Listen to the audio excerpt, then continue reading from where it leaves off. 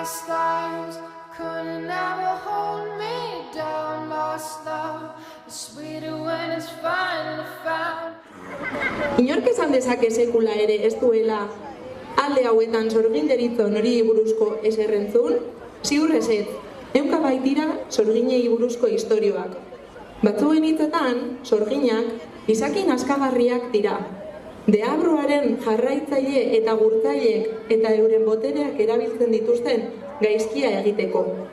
Aldiz, beste batzuk kontatzen dute Euskal Herrian betiranik izan direla naturan, medikuntzari loturiko norbanakoak, batez ere emakumeak. Natur eta zuhaizka, landare, belar, onjo eta sustraiei buruzko ezaguera zabala zuten eta horretaz baliatzen ziren edabe eta ukenduak egiteko.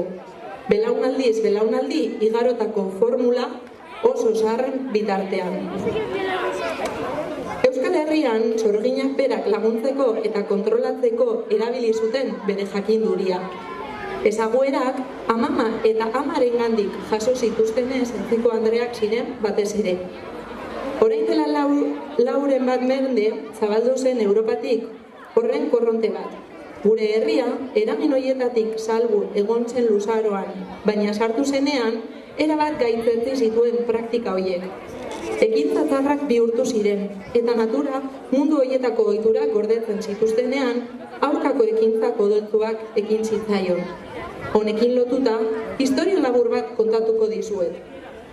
Duela urte batzuk, Oneka izeneko neska gazte bati Uribe Kostako baserri batean bizi izana, bizkarrean orban arraro batzuk atera zitzaizkion, eta zerrendagilearengana jo zuen, aztertu ondoren. Gurutzetako ospitalera bidali zuten, bertan mota guztietako frogak egin zizkioten, azkenean jatorri ezezaguneko birus bat zuela esateko. Ez zioten konponbiderik eman, asteak aurrera zihoazen eta orbanak txikitu ordez handitu egiten ziren. Azkenean, gorputzerdia baino gehiago zeukan beteta. Medikuek sendatuko ez zutela uste osoa zeukaten, eta aitite amamak erabiltzen zituzten fraskoak eta beriburuak begiratzen hasi zen, aholkoari jaramon egin gabe. Egun asko eman zituen liburuak irakurtzeko eta hietatik ikasten, belarren eta sustraien izenak eta ezaugarriak gehien bat. Nahasketak egiten ere ikasi zuen ukenduak egiteko. Ondo ikasi zuenean aitite amamaren etxera abiatu zen, eguna argitu zenean. Baserriko zabaian zeukaten gelara abiatu zen denbora galdu gabe.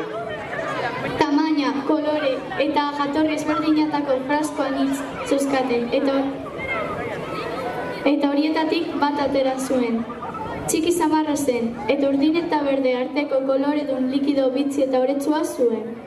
Alkondara kendu eta ukendu hori ematen hasi zen. Bien bitartean, buruz esaten zituen, ukendu hori egiteko erabilitako adar eta sustrai landaren izenak. Ukendua jarri ondoren, egun bat igaro aurretik, Onekaren azalak betiko itxura izan zuen. Egun horretatik aurrera, aitzitzea amamaren gandik ikasetako guztia praktikan jarritzen hasi zen. Horrela, egunak joan, egunak etorri San Juan bizpera heldu zen. Baserriko portalean lastoak batuta zituen, eta lastorrek pilatuta ipini zituen baserriaren aurreko aldean. San Juan egunean hau da. Hurrengo egunean pilatutako lastoen gainean arropa zaharrak altzairuak eta behar ez zuen guztia jarri zuen. Eta kanta honekin batera zuen manzion. San Juan Bagileko zugeak eta zapuak erretako, artoak eta gariak kasan gordetako.